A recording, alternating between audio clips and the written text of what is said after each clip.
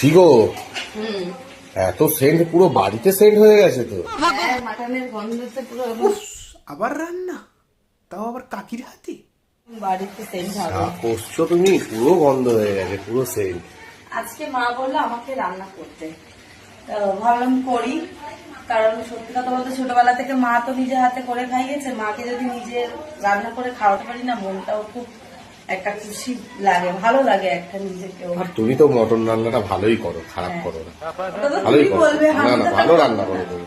আমার ভাই এরাও খুব ভালোবাসে আমার হাতের মাটন খেতে। এই দেখো বন্ধুরা, দেখে নাও, একদম লাল লাল করে ঝাল লাল ঝাল ঝাল ঝাল করে। হচ্ছে একদম। আজকে এখানে মাটন আলু, আলু সাইজ খুলে রেখেছে একটা। হ্যাঁ, দেখতেই তো পাচ্ছি এক একটা তাল। তোমরা আবার কিন্তু একটু ঢ্যামনা আছো, আমি কিন্তু আলু সাইজের কথাই বলেছি, তোমরা আবার অন্য কিছু যেন ভেবো না।